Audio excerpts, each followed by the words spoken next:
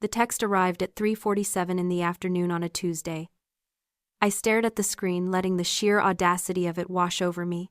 It had been 8 months since I had heard a single word from any of them. 8 months of absolute punishing silence. But then, exactly 4 hours ago, a business magazine had published a feature valuing my hotel empire at $94 million. Suddenly, the silence was broken. They didn't miss me. They just realized I was finally solvent. Drop a comment and let me know where you're listening from. Have you ever had people who ignored your struggle suddenly show up for your success? I want to hear your story. I walked out of the coffee shop and toward my car. The late afternoon sun was hitting the pavement, but I felt cold. Cold in that specific hollow way that only family can make you feel. I unlocked the door of my Lucid Air, the soft click echoing in the quiet parking lot. It was a beautiful machine, sleek and powerful, purchased with the dividends of my own sweat and sleepless nights. But as I slid into the driver's seat, I wasn't thinking about the car. I was thinking about 8 months ago. I was thinking about the day I graduated from business school with my master's in hospitality management. I had walked across that stage in a sea of black gowns, my name called out over the loudspeakers. I remembered the bright lights blinding me as I looked out into the auditorium searching. I wasn't looking for applause. I was just looking for a face. Any face that belonged to me. There was no one. The seat I had reserved for my mother Cynthia was empty. The seat for my father Philip was empty. My older sister Vanessa and my younger brother Mason empty. I accepted my diploma with a smile that felt like it was carved out of glass, terrified it would shatter if I moved too quickly. 2 hours before the ceremony, my mother had sent a text. Migraine. Can't make the drive. We'll celebrate another time, sweetie. I wanted to believe her. I wanted to believe that a headache was the only thing keeping her from seeing her middle daughter achieve something she had worked 6 years for. But we live in the age of digital receipts. Later that night, alone in my studio apartment with a takeout container and a bottle of cheap wine, I opened Instagram. And there it was. Mason had posted a story, Yacht Life with the Fam. The timestamp was from that afternoon. I watched the 15-second clip on a loop. There was my father holding a cigar, laughing at something Mason said. There was my mother, the woman with the debilitating migraine, sipping champagne in a sun hat, looking radiant. There was Vanessa posing in a bikini. They were celebrating. They just weren't celebrating me. They were celebrating Mason's 25th birthday, which was actually 3 days away, but apparently close enough to justify skipping my graduation. I didn't waste inventory on tears. I simply calculated the emotional deficit, blocked them from viewing my stories, and went back to work. That was the moment I realized I didn't have a family. I had a group of people who shared my DNA and occasionally tolerated my presence when it didn't conflict with their leisure. Now, 8 months later, my phone sat on the passenger seat, glowing with my father's demand. Family meeting. Don't be late. Most people would look at that text and see a father reaching out.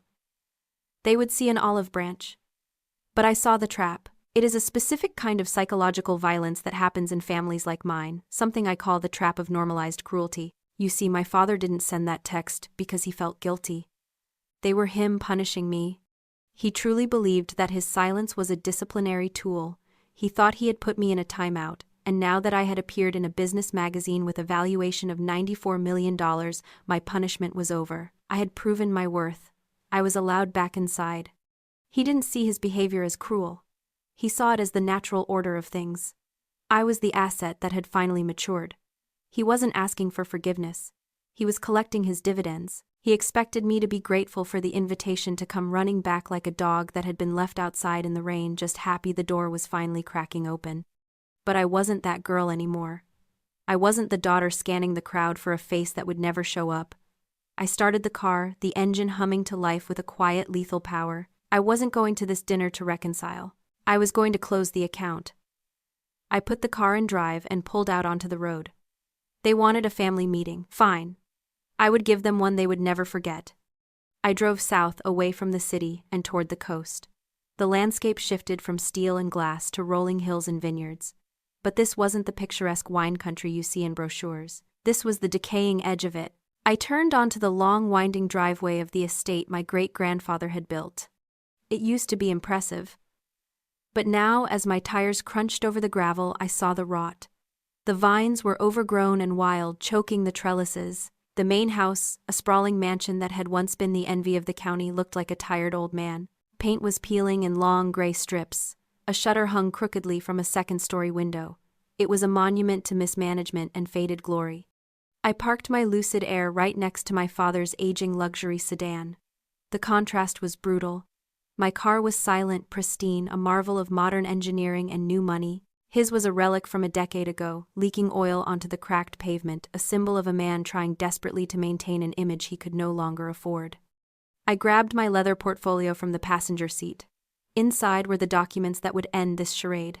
I took a deep breath, steeling myself. The air smelled of damp earth and old money gone sour. I walked up the steps and didn't bother to knock. The inside was worse. The air was thick, heavy with the scent of dust and stale perfume. The furniture was the same heavy, ornate pieces that belonged in a museum, not a home. Brianna. My mother, Cynthia, appeared from the drawing room. She was wearing a silk dress that I recognized from a gala 3 years ago. Her hair was perfectly coiffed, her smile bright and brittle. She rushed toward me with her arms open as if the last 8 months of silence had never happened. "Look at you," she gushed, pulling me into a hug that felt more like a restraint. She pulled back her eyes, scanning my outfit, calculating the cost of my blazer, my shoes.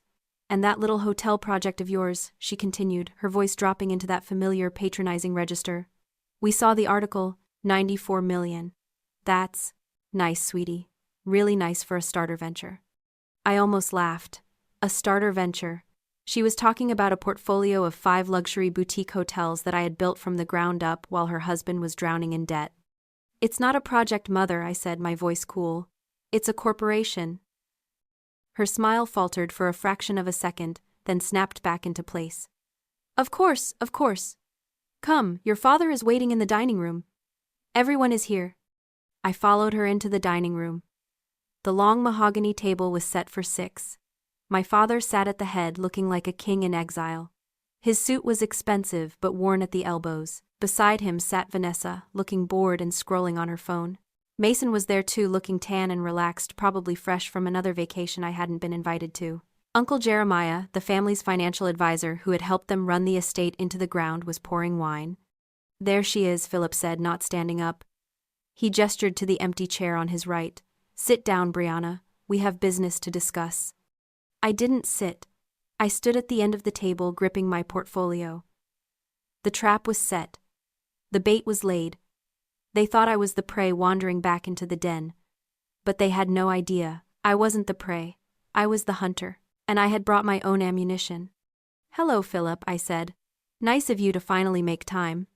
"Sit," he commanded again, his voice sharpening. "Dinner is served." A servant I didn't recognize brought out a platter of roasted chicken. It looked dry. The vegetables were sparse. We were eating on china that was worth more than the car Mason drove, but the food itself was meager. Another symbol. All surface, no substance. I took my seat, but the napkin remained folded. My gaze drifted around the table at the people who shared my blood. My mother obsessed with appearances. My sister lost in her own vanity. My brother a perpetual child. My uncle a shark with no teeth. And my father the captain of a sinking ship, demanding I salute him as he went down. So Philip said, cutting into his chicken. "We saw the news. Congratulations are in order, I suppose. Though I always said real estate was a volatile market for a young woman." "Hospitality," I corrected. "I'm in hospitality. And the market seems to agree with me." "Semantics," he waved a hand dismissively. "The point is, you've done well, surprisingly well." He paused, taking a sip of wine. He was savoring this moment, this illusion of control. "The family business," he continued, "is facing a temporary liquidity challenge. The expansion of the golf course and spa, you remember the plans, has hit a snag. Regulatory nonsense. Delays." He leaned forward, his eyes locking onto mine. "We need an infusion of capital to bridge the gap, and since you've clearly had some luck with your little hotels, we've decided to give you an opportunity." "An opportunity," I repeated, my voice flat. "Yes," he said, smiling like a wolf. "An opportunity to invest, to buy your way back into the legacy. We're willing to let you come in as a junior partner, for a buy-in of $1.6 million. The room went silent. Mason smirked. Vanessa looked up from her phone. Cynthia beamed as if he had just offered me a crown jewels. I looked at my father. I looked at the man who had ignored me for 8 months, who had skipped my graduation, who had treated me like a ghost until I had a net worth he could exploit, and in that moment I saw him clearly. He wasn't powerful. He wasn't a patriarch. He was a beggar in a bespoke suit. He was trying to sell me a ticket on the Titanic after it had already hit the iceberg, and he expected me to say thank you. I stared at Philip, watching the way he leaned back in his chair, swirling the cheap wine in his expensive glass. He looked so confident, so assured of his dominance. And that's when I saw it. The delusion. It wasn't just arrogance, it was a survival mechanism. He was a man standing on a crumbling foundation, pretending he was still on solid ground. I realized then that power isn't about volume. It isn't about who sits at the head of the table. It's about leverage. And Philip had none. He was renting his authority with a currency that had expired years ago. He was trading on the memory of power, hoping I wouldn't notice the accounts were empty. 1.6 million, I said, slowly testing the weight of the number. That's a very specific figure. It's what the project requires, he said smoothly. For permits, materials, to get the expansion moving again. Is it I didn't reach for my checkbook? Instead, I reached for my portfolio. The leather was cool under my fingers. Because according to my research, the expansion isn't stalled because of permits. It's stalled because you haven't paid the contractors in 6 months. The silence in the room shifted. It went from expectant to tense. Who told you that? Philip snapped, his facade cracking. Public records, I said, opening the portfolio. I pulled out a stack of documents and slid them across the mahogany table. They landed with a heavy thud. Lien filings, lawsuits from 3 different construction firms, and this. I pointed to a document on top. A foreclosure notice on the main estate. You're $8 million in debt, Philip. You don't need capital for an expansion. You need a bailout to keep the lights on. Cynthia gasped, her hand flying to her mouth. That's not true, Philip. Tell her she's lying. Philip's face turned a mottled red. How dare you come into my house and Mason, I interrupted, turning to my brother. He shrank back in his chair. Your trust fund. The one you've been bragging about on Instagram. I slid another document across the table. It's empty, drained. Dad borrowed against it 3 years ago to cover operating costs. You've been partying on credit, little brother. Mason looked at Philip, his eyes wide with betrayal. Dad, is that true? Shut up, Philip roared, slamming his fist on the table. The silverware rattled. This is family business. You don't air our laundry like this. You made it my business when you asked for my money, I said, my voice ice cold. You invited me here under false pretenses. You didn't want a partner. You wanted a host. You wanted to bleed me dry to fix your mistakes. We gave you everything, Cynthia shrieked, standing up. This house, this life, you owe us. I owe you nothing. I stood up, matching her intensity but keeping my voice low, controlled. I built my company while you laughed at me.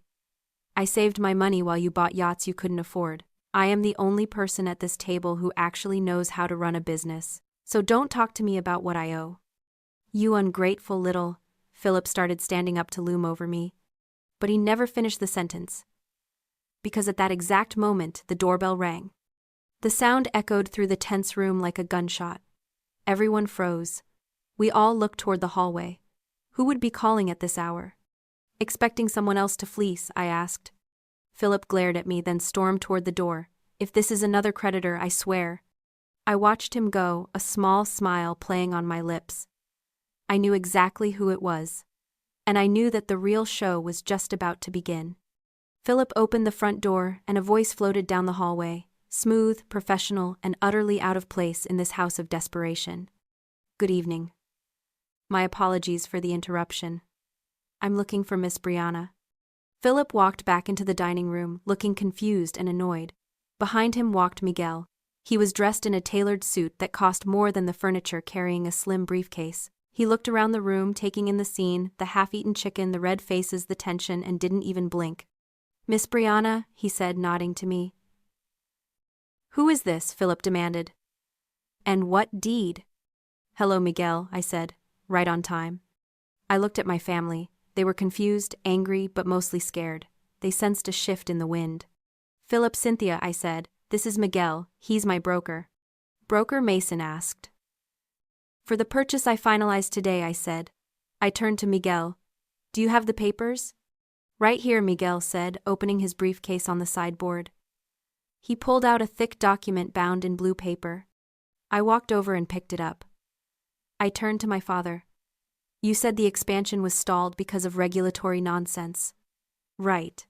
That wasn't entirely true. It was stalled because you couldn't secure the water rights. You needed the adjacent land. The old marina property. Philip went pale. That property. The owner refused to sell. He hates me. He does hate you, I agreed. But he likes money. And he really liked my offer.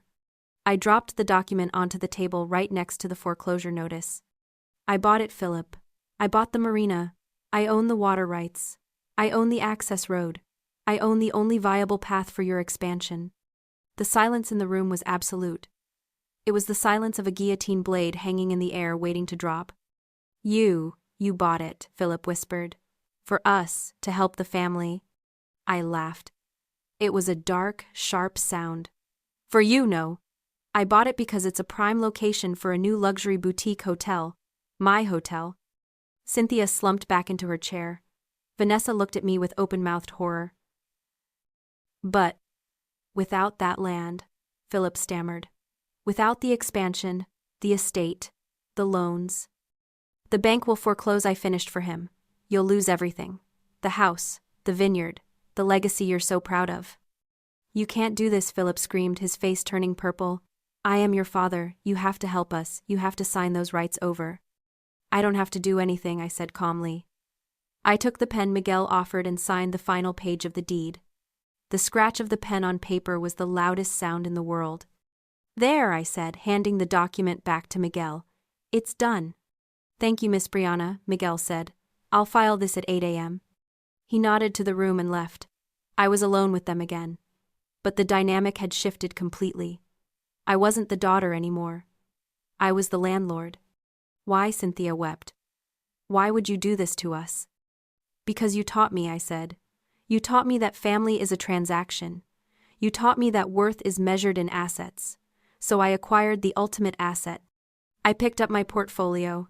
I'm going to build something beautiful on that marina, something successful. And every time you drive by it, living in whatever rental you can afford, you'll know that it could have been yours. All you had to do was be a father. All you had to do was show up. I turned and walked out of the dining room. Philip shouted after me threats, pleas, curses. I didn't stop. I walked out the front door, down the steps, and into the cool night air. My car was waiting. I got in, started the engine, and drove down the long driveway. In the rearview mirror, I saw the lights of the house. It looked small, insignificant. As I turned onto the main road, heading back toward the city and my future, I thought about justice. People think justice is a gavel banging or a prison cell locking. But sometimes justice is a garden. I wasn't just destroying them. I was replanting. I was taking the resources they had, squandered the land, the opportunity, the potential, and I was going to grow something real. Something that would last. I was the sower, and this was my harvest. If this story reminded you that your worth isn't negotiable, hit that like button and share this with someone who needs to hear it. Don't forget to subscribe for more stories on reclaiming your power.